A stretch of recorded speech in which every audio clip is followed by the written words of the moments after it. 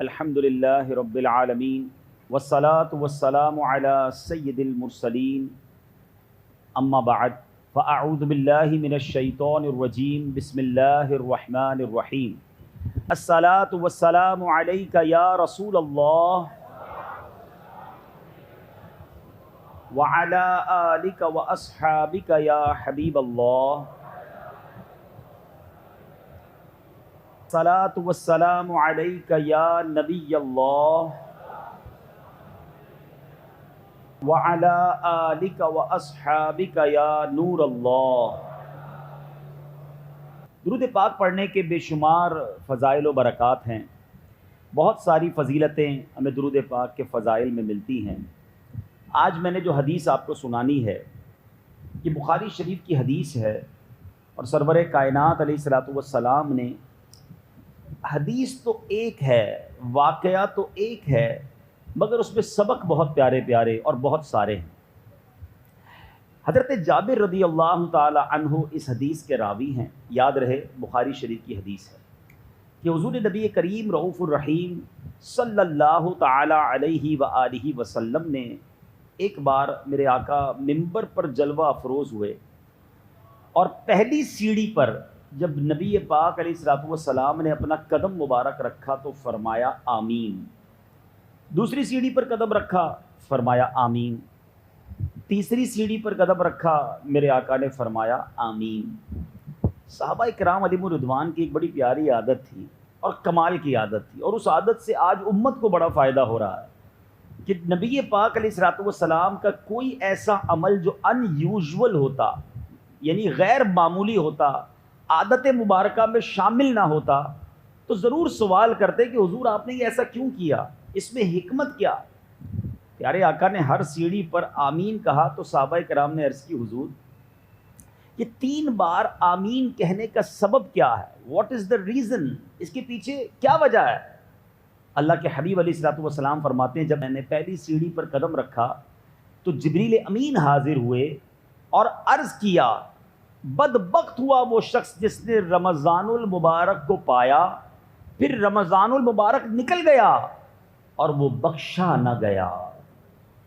آقا فرماتے ہیں اس دعا پر میں نے آمین کہی ہے۔ حدیث کا خلاصہ پیش کر رہا ہوں، یعنی دعا کی گئی بربادی کے لیے۔ کس شخص کے لیے؟ کہ وہ شخص ہلاک ہو جائے، برباد ہو جائے، بدبخت ہوا کہ جس نے رمضان پایا، رمضان تو چلا گیا مگر وہ اللہ تبارک و تعالی کی بارگاہ سے اپنی بخشش نہ کروا سکا۔ دوسری آمین، آقا فرماتے جب میں نے دوسری سیڑھی پر قدم رکھا جبریل امین نے اب دعا کی بدبخت ہوا وہ شخص، برباد ہوا وہ شخص جس نے اپنی زندگی میں والدین کو پایا یا ایک کو پایا اور اس کی خدمت کے سبب وہ جنت میں نہ پہنچ سکا، وہ برباد ہو جائے۔ اللہ کے حبیب فرماتے میں نے اس دعا پر بھی آمین کہہ دی ہے۔ تیسری سیڑھی پر جب قدم رکھا جبریل امین نے اب دعا کی بدبخت ہوا وہ شخص، برباد ہو جائے وہ شخص کہ جس کے پاس آپ کا ذکر پاک ہو اور اس نے آپ پر درود نہ پڑھا۔ آقا فرماتے میں نے اس پر بھی آمین کہا ہے۔ کہ یہ چھوٹی بات نہیں ہے، ٹرائی ٹو انڈرسٹینڈ، سمجھنے کی کوشش کریں۔ دعا کرنے والا کون ہے؟ فرشتوں کا سردار روح الامین جبریل امین، اور آمین کہنے والے کون ہیں؟ نبیوں کے سردار جناب رحمت للعالمین صلی اللہ تعالی علیہ وسلم۔ اب اس کا مطلب کیا ہوا کہ اس دعا کے قبول ہونے میں کوئی شک و شبے کی گنجائش نہیں ہے، لیکن یہ تینوں دعائیں ڈرا دینے کے لیے کافی ہیں۔ یہ تینوں ہماری زندگی کے معمولات ہیں۔ اور تیسری بات کتنی اہم ہے، یہ روز مرہ کا ہمارا معاملہ ہے۔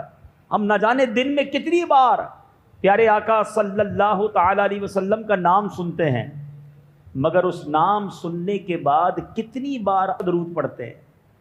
نہ جانے کتنی بار ہمارے سامنے نبی پاک کا نام لیا جاتا ہے مگر زبان پر درود نہیں ہوتا۔ اے میرے بیچے اسلامی بھائیوں، خدا را اپنا معمول بنائیے۔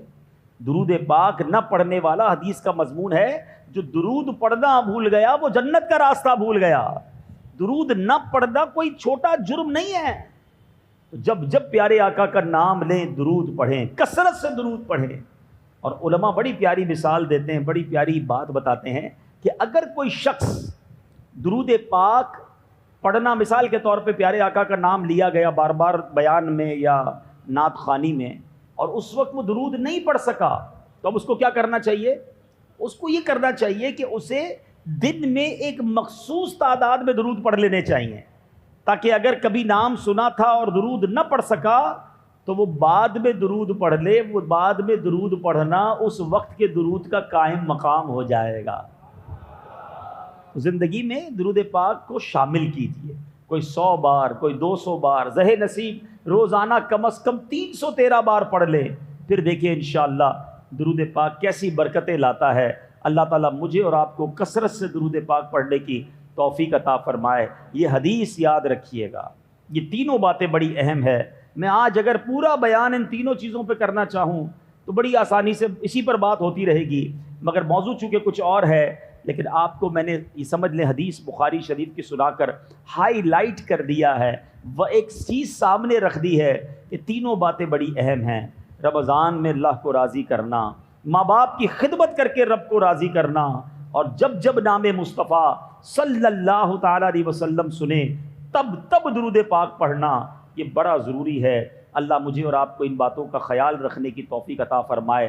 محبت کے ساتھ با آواز بلند درود پاک پڑھ لیں۔ صلو علی الحبیب تعالی علی محمد صلی اللہ علیہ وسلم۔ میٹھے بیٹے اسلامی بھائیوں، آج جس موضوع پر، جس ٹاپک پر میں نے بات کرنی ہے، جو آج ہمارا موضوع ہے بیان کا، وہ ایک ایسا موضوع ہے جو اگر میں کہوں تو غلط نہ ہوگا کہ ہر ہی شخص کے لیے بڑا ضروری ہے۔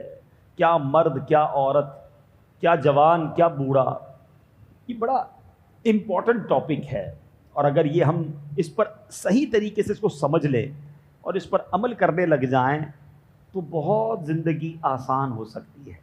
وہ موضوع کیا ہے، وہ احتیاط کیا ہے، ضرور بتاتا ہوں۔ پہلے آپ کو ایک بڑا ہی ایمان افروز واقعہ سناتا ہوں۔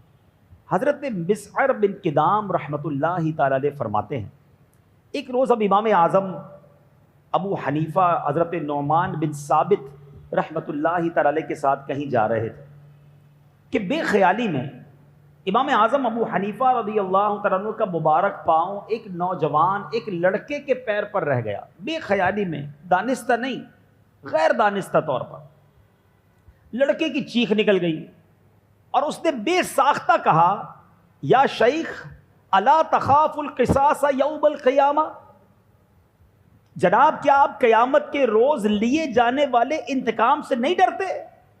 ایک نوجوان، ایک بچے نے بے ساختہ چیخ کر یہ امام اعظم سے کہا۔ امام اعظم کون ہیں؟ کروڑوں حنفیوں کے پیشوا ہیں، جن کی عبادت کے چرچے ساری دنیا میں ہیں، جو کئی سال تک عشاء کے وضو سے فجر ادا کریں، جن کے شب و روز عبادت میں گزریں، تلاوت قرآن میں گزریں۔ ایک نوجوان کی جب آپ نے یہ آواز سنی، امام اعظم پر لرزہ طاری ہو گیا، آپ کپ کپانے لگے اور غش کھا کر بے ہوش ہو کر زمین پر تشریف لے آئے۔ کچھ دیر بعد جب آپ کو ہوش آیا تو حضرت مسعر بن کدام رحمۃ اللہ تعالی علیہ نے سوال کیا کہ حضور، ایک لڑکے کی بات پر آپ اتنا گھبرا گئے؟ بچہ ہی تھا، اس نے ایسی بات کہہ دی، آپ اتنا گھبرا گئے؟ اللہ اکبر۔ آپ فرماتے ہیں کیا معلوم اس کی آواز غیبی ہدایت ہو، کیا معلوم اس کی آواز میرے لیے ایک الارم ہو، مجھے یہ بتایا جا رہا ہو۔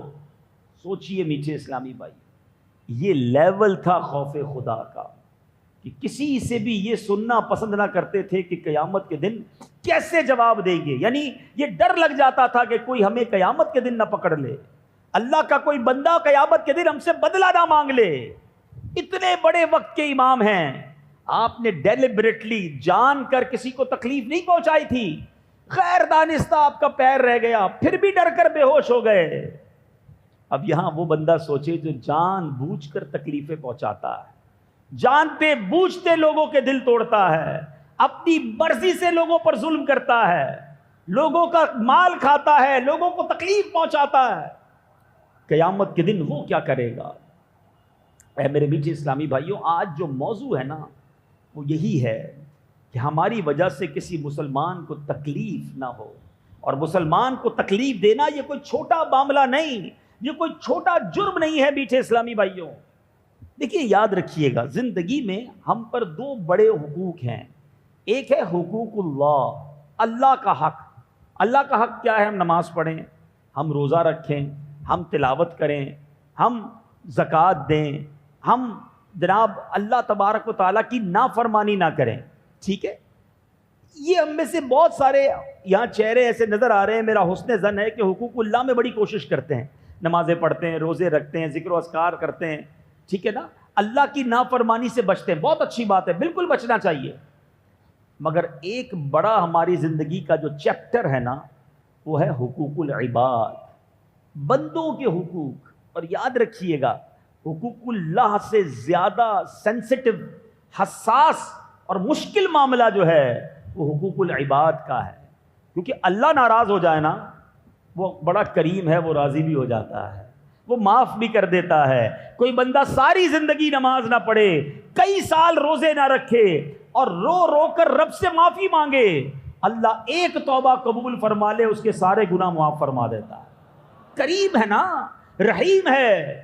مگر اسی کا ایک انداز ہے، اسی کی مشیت ہے کہ اگر بندہ کسی بندے کو ستائے، اگر بندہ کسی بندے کے حق مار لے، اس کی کسی مخلوق پر ظلم کر دے، تو اب جب تک بندہ معاف نہیں کرے گا تب تک رب بھی معاف نہیں کرے گا.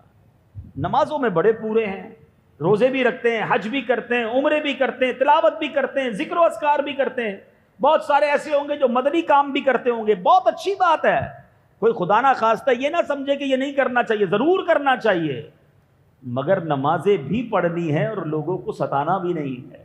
روزے پورے رکھنے ہیں مگر کسی کا مال دبانا بھی نہیں ہے. زکوٰۃ پوری دینی ہے مگر کسی کا حق دبا کر نہیں دینی ہے.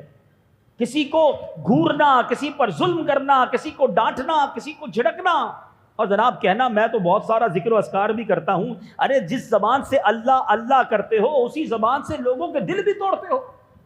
سمجھیے بات کو، حقوق اللہ ضرور پورے کرنے ہیں مگر حقوق العباد کا خیال بہت زیادہ رکھنا ہے. اور آج بیان کا موضوع یہی ہے. میں اور آپ آج بیان میں یہ چیک کریں گے کہ میری ذات، ہر بندہ یہاں سوچے جو بھی مجھے سن رہے ہیں، کہ میری ذات لوگوں کے لیے راحت کا باعث ہے، کمفرٹ کا باعث ہے، آسانی کا باعث ہے، یا میری ذات لوگوں کے لیے تکلیف کا باعث ہے. مجھ سے جو قریب ہوتا ہے وہ تکلیف میں آ جاتا ہے، وہ ٹینشن میں آ جاتا ہے، وہ پرابلم میں آ جاتا ہے. اگر میں ایسا ہوں تو پھر سوچئے میں کیسا ہوں. مجھ سے برا کون ہے کہ اللہ کے بندے مجھ سے تکلیف میں ہیں. مجھ سے بات کرتے ہیں تو پرابلم، مجھ سے کاروبار کرتے ہیں تو پرابلم، میرے قریب رہنے آ جائیں تو پرابلم، مجھ سے رشتہ کر لیں تو پرابلم. سوچئے نا، کیا مسلمان ایسا ہوتا ہے؟ کیا مسلمان کسی کی تکلیف کا باعث بنتا ہے؟ بزرگان دین کے واقعات کو سنیں، عقل حیران ہو جاتی ہے کہ کسی کو ذرہ برابر تکلیف نہ ہو، انہیں اس بات کا خیال رہا کرتا. یہی امام اعظم کی کیا بات ہے. ایک بار آپ کے بارے میں آتا ہے کہ آپ اپنے کسی غیر مسلم، مسلمان نہیں تھا، غیر مسلم بندہ تھا، اس کو قرضہ دیا تھا، اس کے یہاں قرضہ وصول کرنے کے لیے تشریف لے گئے. اتفاق سے اس کے مکان کے قریب آپ کی جوتی پر، آپ کے چپل پر کیچڑ لگ گئی. کیچڑ چھڑانے کے لیے امام اعظم نے اپنے چپل کو جب جھاڑا تو وہ کیچڑ جو ہے اچھل کر اس مقروض کی، اس غیر مسلم کی دیوار پر جا کر لگ گئی.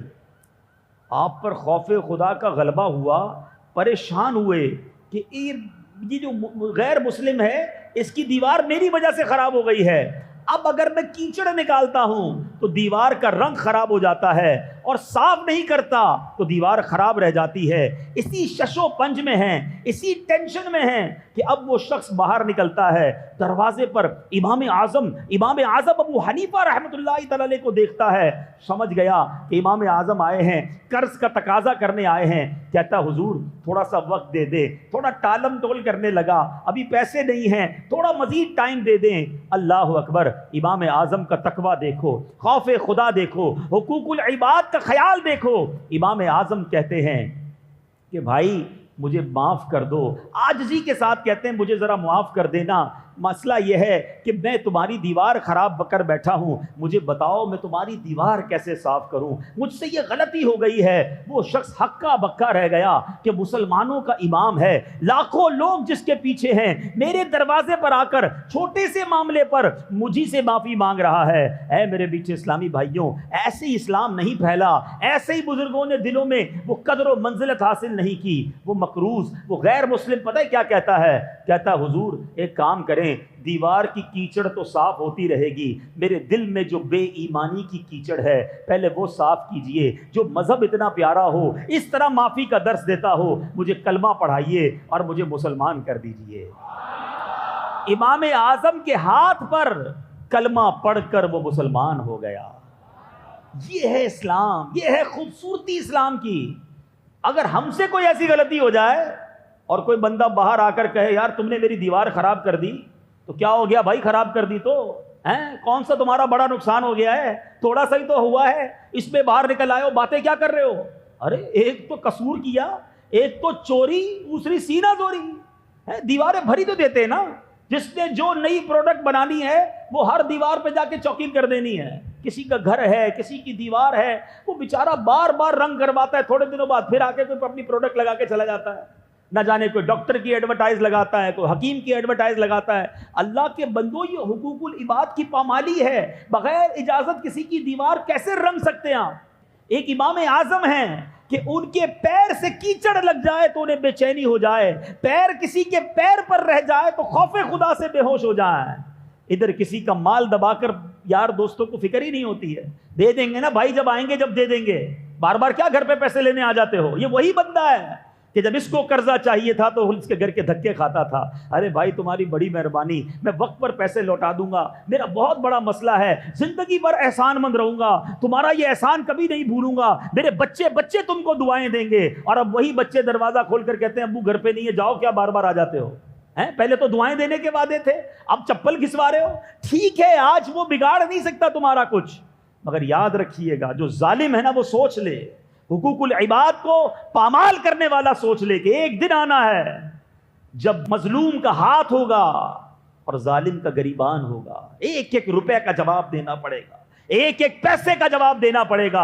اللہ کی قسم، اگر آج تم پر کسی کا حق آتا ہے، آج اس کے پاس جا کر دے دو، آج اس سے معافی مانگ لو، ٹال مٹول نہ کرو، اس کو ستاؤ نہ، کیونکہ اللہ دیکھ رہا ہے کہ تم نے اس کا حق دبایا ہے اور اسی کو تکلیف پہنچا رہے ہو۔ سیدی امام اہل سنت مولانا شاہ امام احمد رضا خان لکھتے ہیں، اگر کوئی شخص کسی کے 3 پیسے دبا لے، 3 پیسے کی آج کے دور میں حیثیت کیا ہے؟ 3 پیسے تو آتے بھی نہیں آج ہیں، لیکن صرف 3 پیسے کوئی کسی کے دبا لے تو قیامت کے دن ان 3 پیسوں کے بدلے 700 مقبول با جماعت نمازیں دینی پڑ جائیں گی۔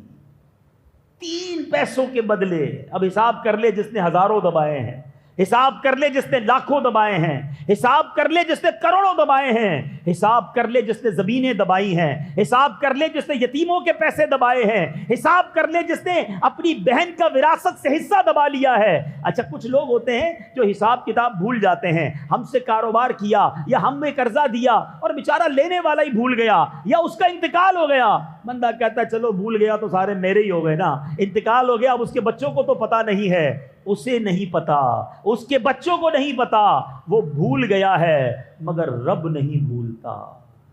اللہ کے یہاں سب لکھا ہوا ہے، وہ دیکھ رہا ہے، تمہیں خود جا کر اس کا حساب چکتا کرنا ہوگا۔ معافی مانگیے، لوٹا دیجئے، کہیں بھی اگر آپ پر کسی کا حق آتا ہے تو لوٹائیے، دل دکھایا ہے تو معافی مانگ لیجئے۔ دن ہے معافی مانگنے کے، یہ دن ہے بندوں کو راضی کرنے کے۔ کاش میں اور آپ اپنی زندگی کا یہ مقصد بنا لیں کہ میری ذات سے کسی کو تکلیف نہ پہنچے۔ مسلمانوں کو تکلیف دینے والے غور سے سنیں، اللہ تعالیٰ پارہ نمبر 30 سورہ البروج آیت نمبر 10 میں ارشاد فرماتا ہے، ان الذین فتنوا المؤمنین والمؤمنات ثم لم یتوبوا فلہم عذاب جہنم ولہم عذاب الحریق۔ بے شک جنہوں نے ایذا دی، ایذا کہتے تکلیف کو، بے شک جنہوں نے تکلیف دی مسلمان مردوں اور مسلمان عورتوں کو، پھر توبہ نہ کی تو ان کے لیے جہنم کا عذاب ہے اور ان کے لیے آگ کا عذاب ہے۔ تفسیر صراط الجنان میں مفتی قاسم صاحب اس آیت کریمہ کے تحت لکھتے ہیں بے شک وہ لوگ جنہوں نے مسلمان مردوں اور عورتوں کو اذیتیں دے کر آزمائش میں مبتلا کیا پھر اپنے اس عمل سے توبہ نہ کی تو ان کے لیے آخرت میں جہنم کا عذاب ہے اور ان کے لیے قبر میں بھی آگ کا عذاب ہے۔ کچھ لوگ کہتے ہیں یار میرا کوئی بگاڑ نہیں سکتا، میرا بڑا روب ہے، ہاں میرے خاندان میں میرے آگے کوئی بات نہیں کر سکتا، محلے میں میری ایسی بات ہے جو میں کہہ دوں وہ ہو جاتا ہے، میرے آفس میں میرا بڑا ہولڈ ہے، میں فلاں یونین کا بڑا ہوں، میں فلاں علاقے کا بڑا ہوں، میری جناب اپنے خاندان میں بڑی بات ہے۔ ٹھیک ہے، آج آپ کے سامنے کوئی بولتا نہیں ہے، آپ جو کہتے ہیں مجبوراً لوگ کر لیتے ہیں، آپ انصاف کریں یا نا انصافی کریں لوگوں کو ماننا پڑتا ہے، مگر یہ آج ہے نا جب مرنے کے بعد اللہ کی بارگاہ میں جاؤ گے تو ان ظلموں کا کیا جواب دو گے، ان تکلیفوں کا کیا جواب دو گے، ان دل آزاریوں کا کیا جواب دو گے؟ بندہ کہتا ہے سامنے والا بس کچھ نہیں بگاڑ سکتا میرا کوئی۔ یاد رکھیے گا میٹھے اسلامی بھائیوں، اللہ کی لاٹھی کہتے ہیں نا بے آواز ہے، جب وہ حساب کرتا ہے تو بڑے بڑے سورماؤں کو ہم نے خاک پر لیٹے دیکھا ہے، کبھی بڑا بول نہ بولنا، کبھی اترانا نہیں، کبھی تکبر نہ کرنا، لوگوں کے خیر خواہ بن جاؤ کہ لوگوں کی دعائیں تمہارے ساتھ ہوگی تو تمہارا بیڑا پار ہو جائے گا۔ زندگی کا ایک مقصد بنائیے اسلامی بھائیوں کہ میں نے لوگوں کی دعائیں لینی ہیں، لوگوں کی ہائے نہیں لینی۔ جو دعائیں لیتے ہیں نا وہ کامیاب ہو جاتے ہیں، اور جو لوگوں کی ہائے لیتے ہیں، لوگوں کی بد دعائیں لیتے ہیں، تھوڑے عرصے تک تو شاید اونچے رہتے ہیں، پھر ایسے برباد ہوتے ہیں کہ ان کا نام لینے والا بھی کوئی باقی نہیں بچتا۔ نبی پاک نے مسلمانوں کو تکلیف نہ دینے کے بارے میں حدیث پاک میں کیا ارشاد فرمایا؟ میرے آقا فرماتے ہیں تم لوگوں کو اپنے شر سے محفوظ رکھو، یہ ایک صدقہ ہے جو تم اپنے نفس پر کرو گے۔ یعنی میں اگر کسی کو فائدہ نہیں پہنچا سکتا تو کم از کم میری ذات سے کسی کو تکلیف تو نہ پہنچے نا۔ ایک اور جگہ نبی پاک فرماتے ہیں کیا تم جانتے ہو؟ صحابہ سے پوچھا مسلمان کون ہے؟ صحابہ کرام نے عرض کی اللہ پاک اور اس کا رسول صلی اللہ تعالیٰ علیہ وسلم زیادہ جانتے ہیں۔ ارشاد فرمایا مسلمان وہ ہے جس کی زبان اور ہاتھ سے دوسرے مسلمان محفوظ رہیں۔ ارشاد فرمایا تم جانتے ہو کہ مومن کون ہے؟ صحابہ کرام نے عرض کی حضور اللہ پاک اور اس کا رسول صلی اللہ تعالیٰ علیہ وسلم بہتر جانتے ہیں۔ ارشاد فرمایا مومن وہ ہے جس سے ایمان والے اپنی جانوں اور مالوں کو محفوظ سمجھیں، اور مہاجر وہ ہے جو گناہ کو چھوڑ دے اور اس سے بچے۔ اب سوچئے کہ میں نے وہی شروع میں بات کی نا کہ میری ذات سے لوگوں کو امن فیل ہوتا ہے، سکون فیل ہوتا ہے، اپنے آپ کو محفوظ سمجھتے ہیں، یا ہم سے ٹینشن میں آ جاتے ہیں، ہم سے تکلیف میں رہتے ہیں، ڈرتے ہیں لوگ؟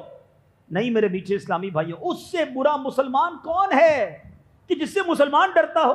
بات کرنے میں ڈرے، کاروبار کرنے میں ڈرے، پیسے دینے میں ڈرے، رشتہ داری کرنے میں ڈرے، وہ کیسا مسلمان ہے؟ اللہ کے حبیب صلی اللہ تعالیٰ علیہ وسلم کے فرامین سنیے، میرے آقا علیہ الصلوۃ والسلام کیا فرماتے ہیں۔ اللہ کے حبیب نے فرمایا جیسا کہ ابھی ہم نے سنا کہ مسلمان وہ ہے جس کی زبان اور ہاتھ سے دوسرا مسلمان محفوظ رہے۔ ایک جگہ میرے آقا فرماتے ہیں ہر مسلمان کا خون، مال اور عزت دوسرے مسلمان پر حرام ہے۔ کسی کا مال نہیں لے سکتے، کسی کی عزت نہیں، کسی کا خون کیسے بہا سکتے ہیں، یہ حرام ہے۔ اور ایک اور جگہ اللہ کے حبیب فرماتے، اور یہ حدیث اللہ کرے آج یاد ہو جائے، مسئلہ حل ہو جانا ہے، یاد سمجھ لیں، بیان کا جس کو سینٹرل آئیڈیا کہیں نا، بہترین جو موڑ ہے، یہ بہترین حدیث ہے، اللہ کرے یاد ہو جائے، بڑی آسان حدیث ہے۔ میرے آقا فرماتے من آذا مسلمن فقط آذانی، جس نے کسی مسلمان کو تکلیف دی اس نے مجھے تکلیف دی۔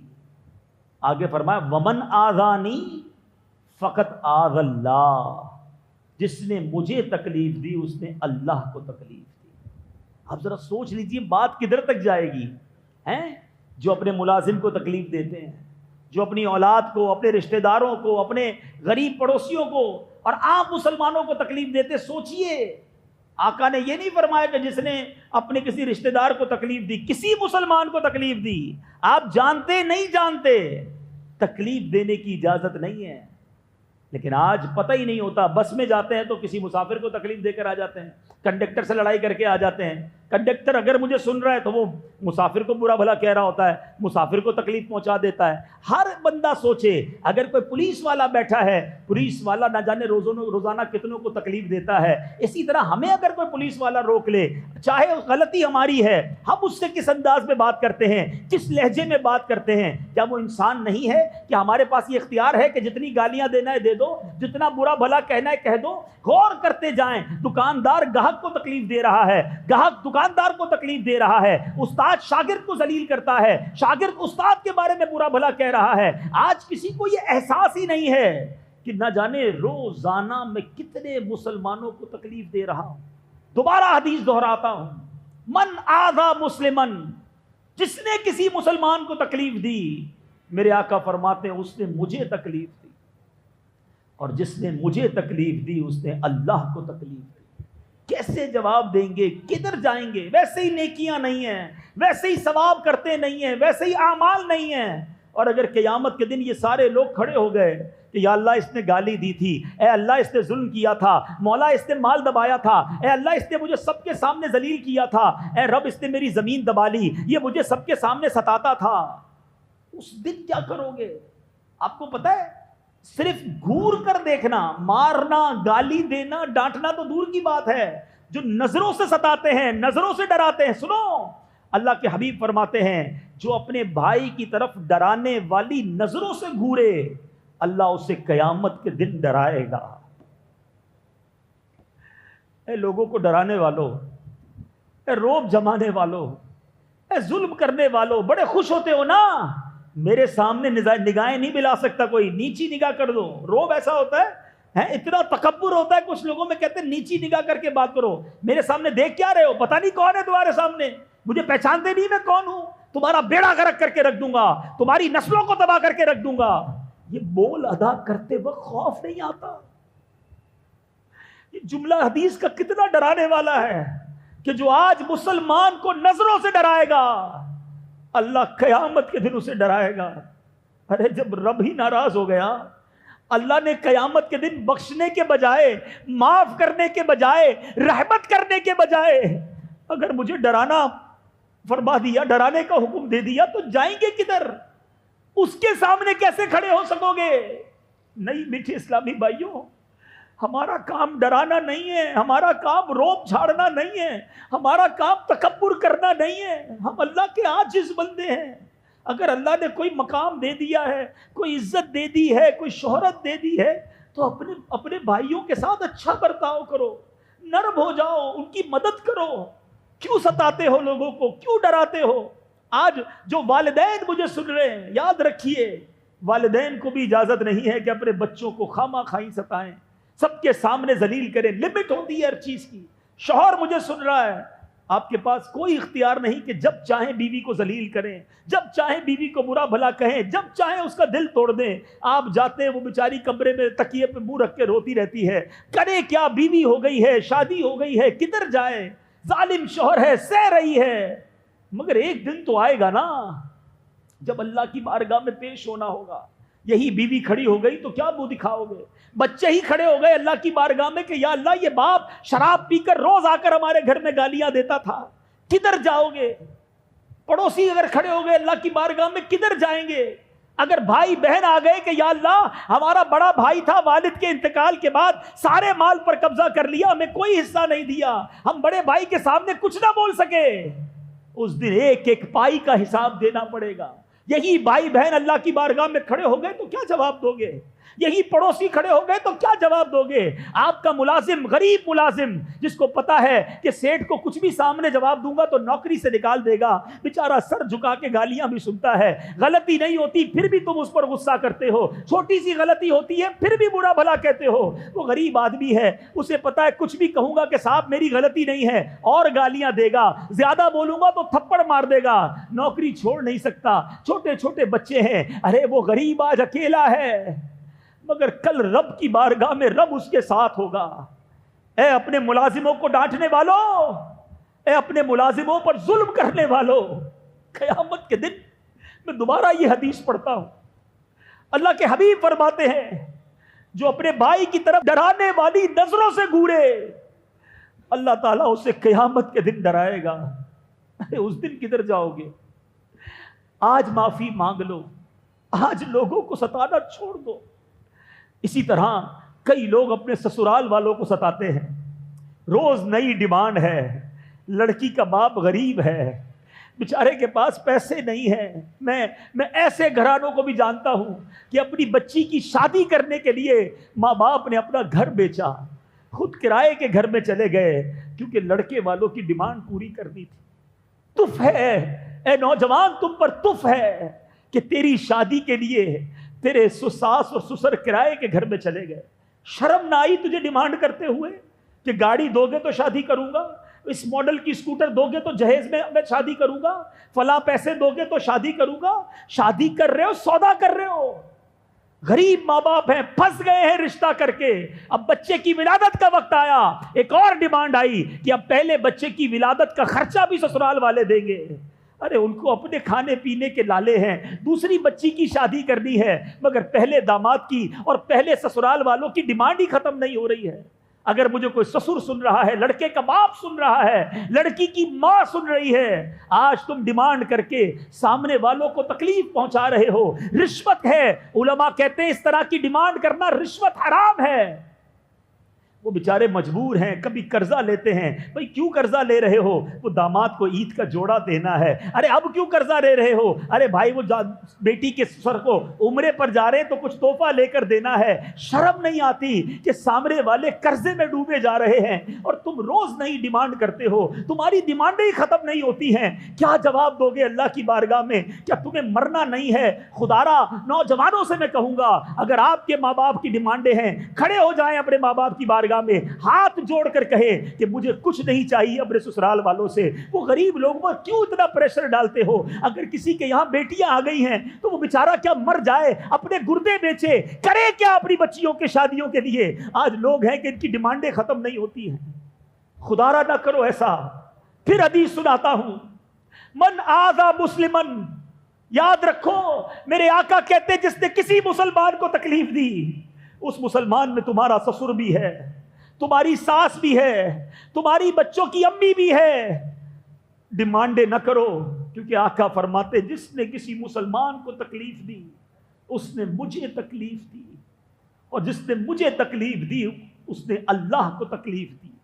آج بندہ داماد بنتے ہی اب سسرال والوں کے لیے نئی ٹینشن کہ داماد صاحب جب تک نہیں آئیں گے کھانا شروع نہیں ہوگا.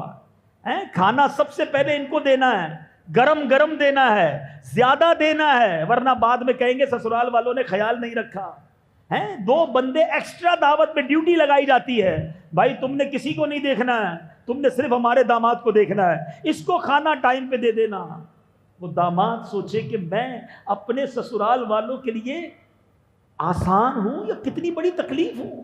جب دعوت ہوگی ان کو یہی ٹینشن. مسلمانوں میں آپ سے پوچھتا ہوں نوجوانوں کہ کیا ہم اپنے رشتہ دار، اپنے سسرال والوں کے لیے ٹینشن نہیں ہے؟ مسلمان ٹینشن نہیں ہوتا، مسلمان تکلیف دینے والا نہیں ہوتا. وہی اسی طرح انہیں باور کرا دو کہ جس طرح آپ کے اور بیٹے ہیں، جس طرح آپ کی اور اولاد ہے، میں بھی آپ کی اولاد ہوں. میری ٹینشن مت لیجئے گا. کبھی تاخیر ہو جائے تو دعوت میں کھانا مت روکیے گا. میں آ جاؤں تو میرا زیادہ خیال کی فکر مت کیجیے گا. میں آپ کا بچہ ہوں. بتاؤ ان کے دل سے تمہارے لیے کیسے دعا نکلے گی؟ لیکن آج تو ہمارا انداز ہی اور ہے نا کہ ہمیں تو پروٹوکول چاہیے، چاہے اگلے کا بیڑا غرق ہوتا ہو. ایسی کتنی مثالیں ہیں. میٹھے اسلامی بھائیوں، آج ایک بات تو طے کر کے جائیے، آج ایک سچا پکا ذہن بنا کر جائیے کہ آج کے بعد میری ذات سے کسی کو تکلیف نہیں پہنچے گی. دیکھو اس پہ نیت کرنی پڑے گی. مارے جائیں گے، پھنس جائیں گے، بہت ساری نمازیں ہوں، بہت سارے روزے ہوں، بہت سارے حج اور عمرے ہوں، اور اللہ کے بندے ہم سے ناراض ہوں، تکلیف میں ہوں، ٹینشن میں ہوں. آپ پتہ ہے جو ایسے لوگ ہوتے ہیں نا، ٹینشن دینے والے، تکلیف دینے والے، جھاڑنے والے، ان کے مرنے کے بعد انہیں کوئی یاد نہیں کرتا. بلکہ کچھ لوگ تو یہ کہتے ہوں گے کہ یار جان چھوٹ گئی یار، اتنا تنگ کرتا تھا، اتنا ستاتا تھا. ایسے بندے بن کر مرو گے تو کیا مرو گے. ایسے رہو کہ ساری دنیا سے آپ جتنے لوگ آپ سے ملے سب آپ سے محبت کرتے ہو. کسی کا خیال رکھو، کسی کی دعائیں لو، کسی کی خدمت کرو. دنیا سے جائیں تو لوگ ہاتھ اٹھا کر دعا کریں کہ یا اللہ مہربان بندہ تھا، بڑا خیال رکھنے والا تھا، ہماری بڑی خدمت کرتا تھا، اے اللہ اس کی مغفرت فرما دے۔ پیچھے لوگوں کی دعائیں تو ملے نا۔ سوچئے کہ کیسی لائف ہم گزار رہے ہیں، ہمارے دنیا سے جانے کے بعد لوگوں کو تکلیف ہوگی یا راحت ہوگی؟ بزرگان دین بڑی پیاری بات کرتے ہیں، بندہ جب دنیا میں آتا ہے نا، بچہ روتا ہوا آتا ہے نا، جب بچہ روتا ہے تو لوگ ہنستے ہیں، فرماتے دنیا میں آتے ہو تو تم رو رہے ہوتے ہو اور لوگ ہنس رہے ہوتے ہیں، مگر دنیا سے ایسے جانا کہ تمہارے چہرے پہ مسکراہٹ ہو اور لوگوں کی آنکھوں میں آنسو ہوں۔ کیا بندہ تھا جو چلا گیا، کیسا شخص تھا ہمارا مہربان، ہمارا خیال رکھنے والا، جب ملتے دعائیں دیتا، جب ملتے حوصلہ بڑھ جاتا تھا، مگر کیا ایسی زندگی ہم گزار رہے ہیں؟ سوچنے والی بات ہے۔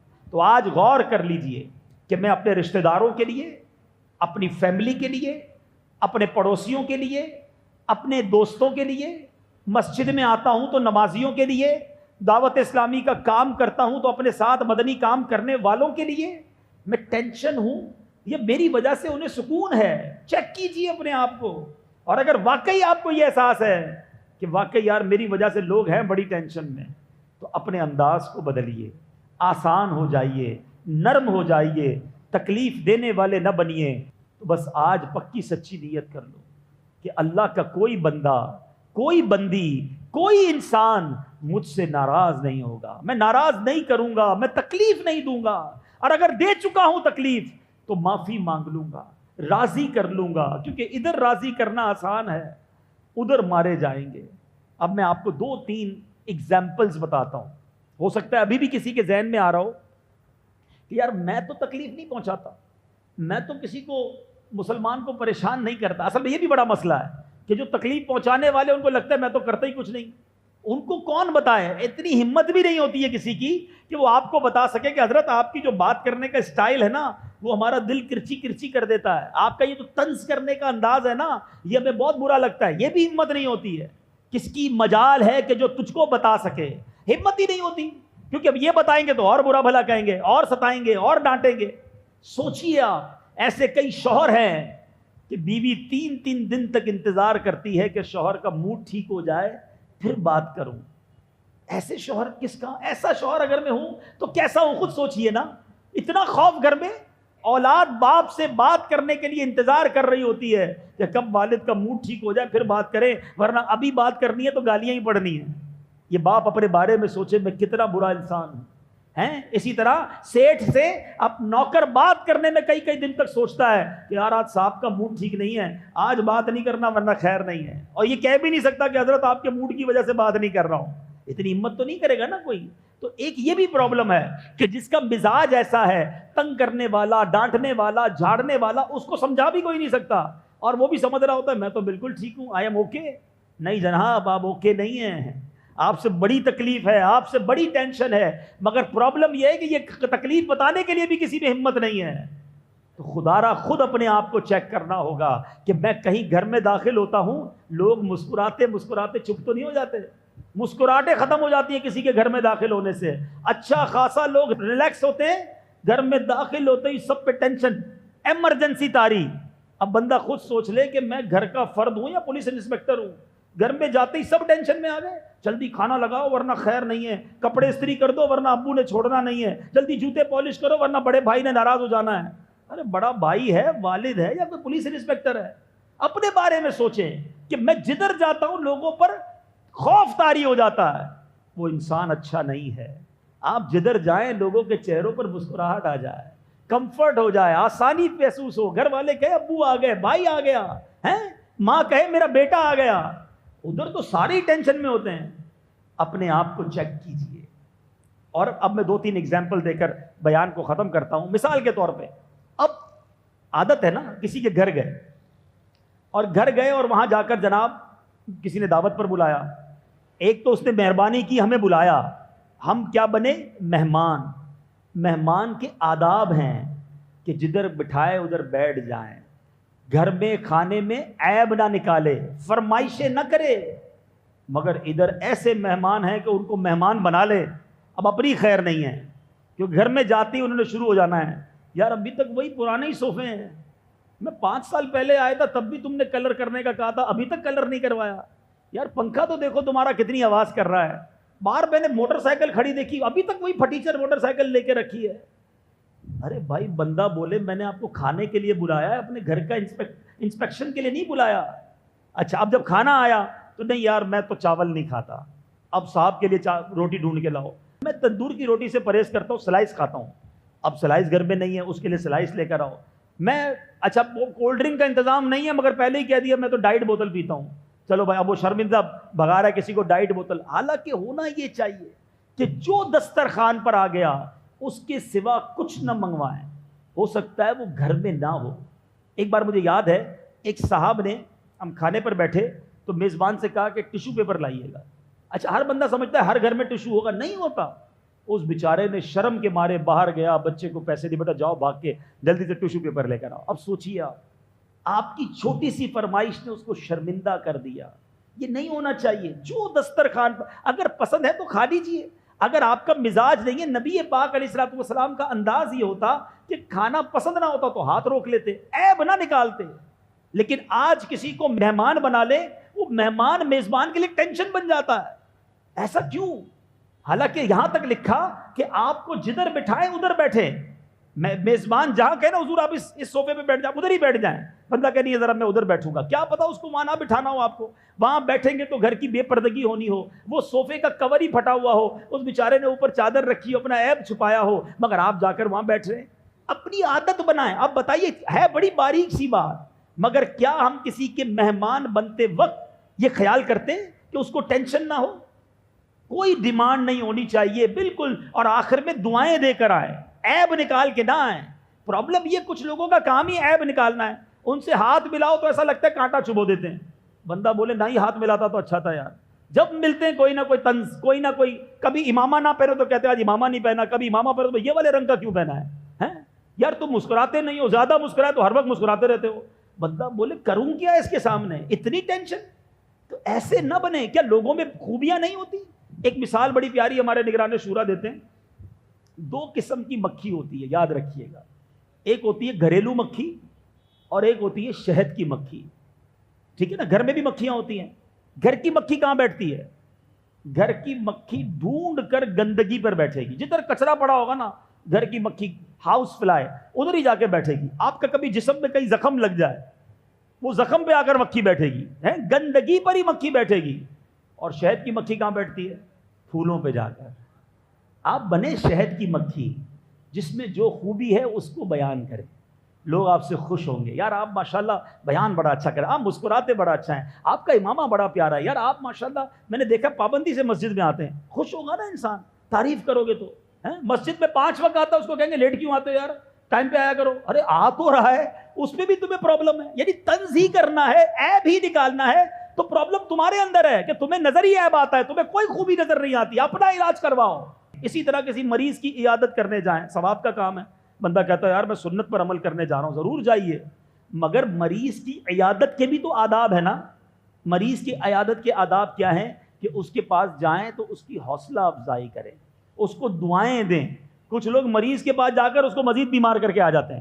یار تم تو مجھے بہت بیمار لگ رہے ہو, تمہاری بیماری تو بہت بڑی لگتی ہے, اللہ خیر کرے, پتہ نہیں کیا ہوگا. بندہ کہ یار یہ میرے کو مارنے آیا ہے یا مجھے دعا دینے کے لیے آیا ہے؟ یعنی جا کر مریض کو بھی تکلیف. او ہو اتنی ڈرپیں, اتنی ساری دوائیں, ہو کیا گیا تم کو؟ اللہ کے بندے, مریض کو جا کر حوصلہ دینا ہوتا ہے کہ آپ فکر نہ کریں, سب خیر ہو جائے گی, اللہ بہتر کرے گا, گھبرانا نہیں, میں بھی آپ کے لیے دعا کروں گا, انشاءاللہ سب بہتر ہو جائے.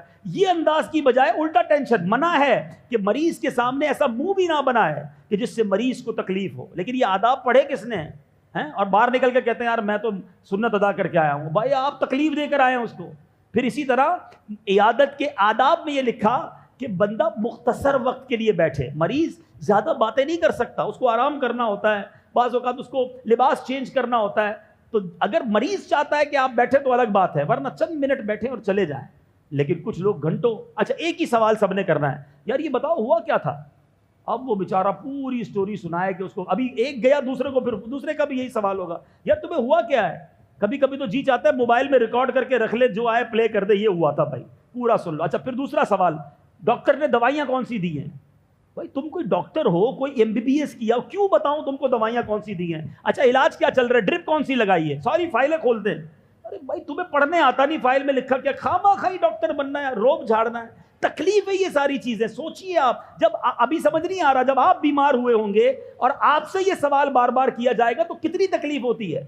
اچھا اس کے بعد کھڑے ہی نہیں ہوں گے, بیٹھے بندہ کروٹ بدلنا چاہ رہا ہے, سونا چاہ رہا ہے, مگر وہ کھڑے ہی نہیں ہو رہے. یہ بھی مریض کی تکلیف کا باعث ہے. ایک بزرگ کے بارے میں آتا ہے, کچھ لوگ ان کی عیادت کرنے کو گئے, وہ کھڑے ہی نہ ہوں, بیٹھے رہے, اور لوگ آئے وہ بیٹھے, دوسرے آئے وہ بیٹھے. تو وہ کہتے ہیں حضور لگتا ہے کہ آپ کو تکلیف ہو رہی ہوگی, کافی سارے لوگ آ رہے ہیں, آپ کہیں تو میں کنڈی لگا دوں دروازے کی. کہا بیٹا بالکل کنڈی لگا دو, مگر باہر سے لگا دو.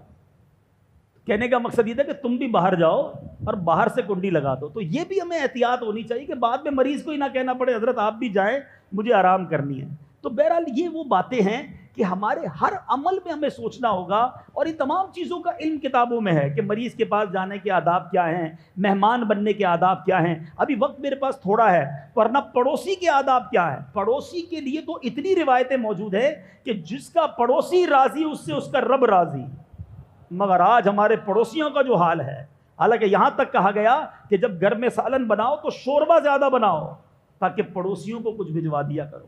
مگر آج ہمارے بچے برگر کھانا چاہتے ہیں, بروسٹ کھانا چاہتے ہیں, اور ہم منگوا کر اس کے ڈبے باہر پھینکتے ہیں تاکہ پڑوسی کے بچے بھی رونا شروع کر دیں. اگر پڑوسی غریب ہے تو ان قیمتی چیزوں کو اگر گھر میں منگوایا ہے تو اس کے ریپر, اس کی تھیلیاں گھر کے باہر نہیں رکھنا چاہیے. قیمتی فروٹ لائے ہیں یا تو پڑوسیوں کو بھی دیجئے, اور اگر نہیں دے سکتے تو اس کے چھلکے تو باہر نہ پھینکیں تاکہ پڑوس کے بچے ابو کو کہے کہ برابر والوں کے یہاں سیب آیا, ان کے یہاں آم آیا, ابو ان کے یہاں فلاں ہوٹل سے کھانا آیا, ہمیں بھی چاہیے. وہ غریب کدھر اپنے بچوں کو کھلا سکے گا؟ اگر مدد نہیں کر سکتے ہو, تعاون نہیں کر سکتے ہو, تو تکلیف تو نہ پہنچاؤ. رات کو جناب گھر میں کام ہو رہا ہے, ڈرل مشین سے سوراخ ہو رہا ہے, کبھی جوس بنانا ہے, کبھی مسالہ پیسنا ہے, تو گرینڈر مشین چل رہی ہے. کبھی نہیں سوچا کہ اگر فلیٹ میں رہ رہا ہوں تو نیچے والا کیسے سوئے گا, برابر والے کو تکلیف ہوگی کہ نہیں. ارے ہوتی ہو تو ہوتی رہے, ہمارا کام پورا ہونا چاہیے. نہیں میرے پیچھے اسلامی بھائیوں, پڑوسی کے حقوق کتنے ہیں. ایک بار نبی پاک پڑوسی کے حقوق بیان کر رہے تھے, صحابہ عرض کرتے ہیں کہ آقا نے اتنے حقوق بیان کیے کہ ہمیں ڈر لگنے لگا کہ نبی پاک کہیں پڑوسی کا وراثت میں حصہ بھی نہ بیان کر دیں. اتنے حق ہیں. مگر سچ بتاؤ, ہمارے پڑوسی ہم سے خوش ہیں؟ کچرے کی تھیلی اس کے دروازے کے باہر, موٹر سائیکل اس کے دروازے کے باہر پارک, گھر میں پانی بہانا ہے اس کے گھر میں پانی جا رہا ہے, کوئی ٹینشن نہیں ہے کہ پڑوسی کو تکلیف ہوتی ہے کہ نہیں. آج ہم نے نیت کی ہے میٹھے اسلامی بھائی, دوبارہ دہرا لیتے ہیں, آج کے بعد ہماری ذات سے کسی کو تکلیف نہیں ہوگی, تکلیف نہیں دیں گے. اور آج یہ بھی کرنا ہے, جو نہیں دیں گے اچھی بات ہے, جو دے چکے اس کا کیا ہوگا, اس کو اس میں معافی مانگے. کوئی چھوٹا نہیں ہوتا معافی مانگنے سے, معافی مانگ لیں. یقین کریں, میں تحدیث نعمت کے لیے عرض کر رہا ہوں, تھوڑا عرصہ پہلے میں نے پڑوسی پر بیان کیا, تو میری بھی ظاہر لائف بہت بیزی ہے, ٹریول بہت رہتا ہے, میں بہت کم ہی اپنے گھر رہتا ہوں. تو میں نے سوچا کہ یار میں تو پڑوسیوں سے ملا نہیں ہوں, اور پتہ نہیں پڑوسی راضی ہیں کہ نہیں, گھر والوں نے تنگ نہ کر رکھا ہو.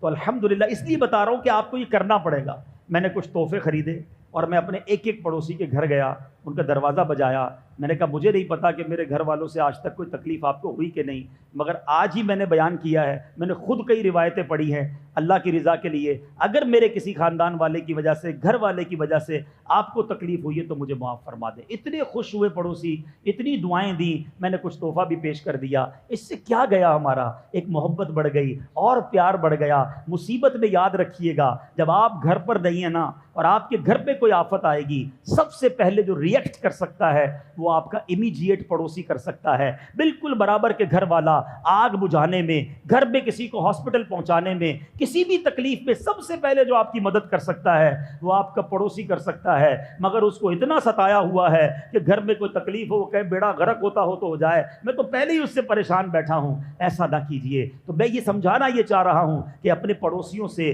اپنے رشتہ داروں سے, اپنے ملازمین سے مانگ لیجئے معافی. معافی مانگنے سے بندہ چھوٹا نہیں ہوتا. اللہ اسے اور عزت دے دیتا ہے، دل مل جائے گا، کوئی بات بری لگ گئی ہوگی تو معاف بھی کر دے گا، کوئی حرج نہیں۔ اپنے بچوں کو، اپنی بیوی کو بٹھا کر بھی ان سے کہہ دو کہ آج تک اگر میری کسی بات سے آپ کو برا لگا ہے، اللہ کی رضا کے لیے معاف کر دو، اور اس نیت سے معاف کرو، اور پھر اللہ سے عرض کرنا، اے اللہ میں تیرے بندوں کو معاف کر رہا ہوں، اے کریم میں تیرے بندوں سے معافی مانگ رہا ہوں، اے کریم تو مجھے معاف فرما دے۔ بندوں کو معاف کرو، بندوں سے معافی مانگو، اور رحمان سے امید رکھو کہ وہ تمہیں معاف فرما دے گا۔ اللہ تعالیٰ مجھے بھی ایسا بنا دے، آپ کو بھی ایسا بنا دے کہ ہماری ذات سے کسی کو تکلیف نہ پہنچے۔ اور میٹھے اسلامی بھائیوں، یہی دعوت اسلامی کا پیارا انداز ہے۔ دعوت اسلامی اس پوری دنیا میں امن چاہتی ہے، پیار چاہتی ہے، مسلمان شیر و شکر ہو کر رہیں یہ چاہتی ہے۔ دراصل یہی اسلام چاہتا ہے، یہی رب کی رضا ہے۔ آپ بھی دعوت اسلامی کے ماحول سے وابستہ ہوں